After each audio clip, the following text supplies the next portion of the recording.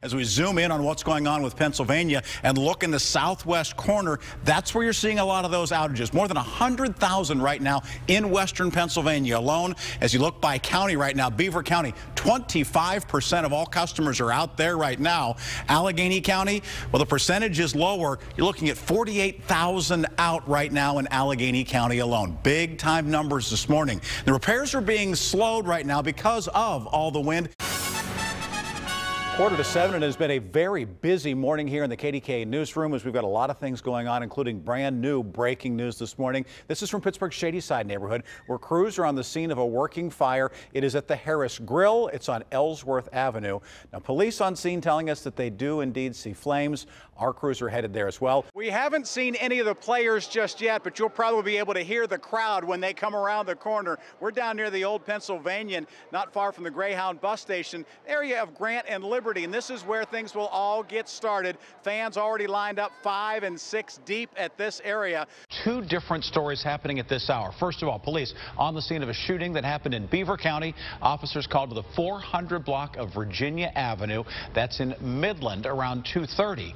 2 patients were taken to nearby hospitals. We do not know their conditions at this hour. Jeffrey Finkelstein of the Jewish Federation of Greater Pittsburgh says that things become very real now that you hear those names.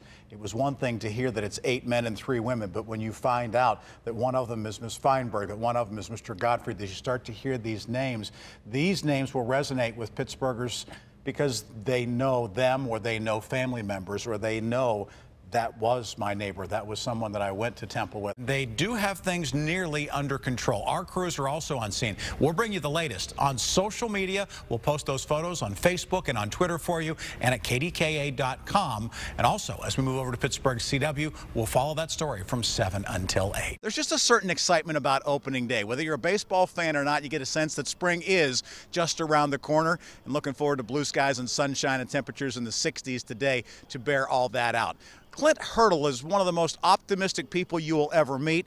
Part of the reason why the Pirates have had a nice turnaround here when it comes to wins and losses the last couple of years. What does the skipper have to say about opening day? I got to believe if you're not a little nervous, it might be time to head to the house. And it all starts today at 1:05. Francisco Liriano will toe the rubber for the Pirates against Jeff Samardzija, the former Notre Dame football player, who is now a pitcher for the Chicago Cubs. It is clear that it is the back passenger side window that goes down. You can identify the color of the shirt that the shooter was wearing in that particular video. The other thing that the district attorney also mentioned was that there has just been new video that has also come in, 6 different cameras on a Port Authority bus in that area that would show additionally things that happened in that particular drive-by. Then on top of that, there are a couple of different cell phone videos, one that had been on Facebook. That particular person who shot that Facebook video is not cooperating with prosecutors in this case, not revealing that information. You use Waze on your phone as a traffic app. If you've ever looked at it, it says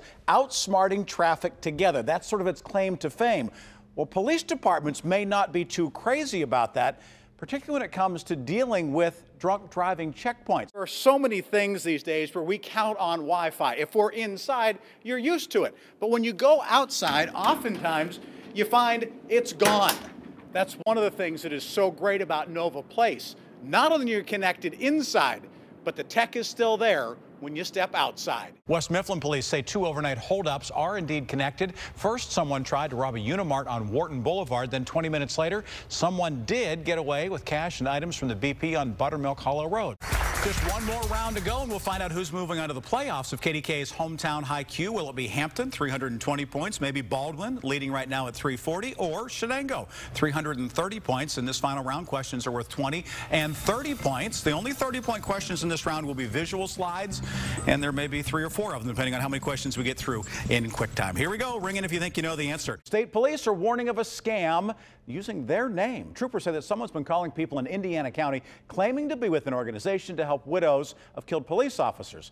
However, state police say they do not call, ever asking for donations. A ton of people here, and absolute mayhem down here at the beginning of this route. North Allegheny band in full uniform, same stuff they'd wear for a Friday night. They're going to be in uniform, and I'm telling you, they are going to be hot. 173 marching Tigers are leading off the parade. Pittsburgh police has already gone through. We've got a camera right at the front, and right off the bat, you got a trombone with a Let's Go Pens. Does it get any more Pittsburgh than that? That's what this is all about, but it's a whole community getting together. A lot of these kids from NA graduated a week and a half ago. They wanted to make sure they were a part of this Pens parade, so they stuck around, put the uniforms on one more time. I'm telling you, the people stacked up down here are stacked up 10, 12, 14, 15 deep. We've got people with their inflatable Stanley Cups. We've got people sitting on top of dump trucks. We've got people on scaffolding and all over the place. Any vantage point that they can get, parents holding up their children so they'll have a chance to see it. I take a look right now and watch what happens, because this is down in Fort Lauderdale, Florida. There's that guy. I say, come on over here.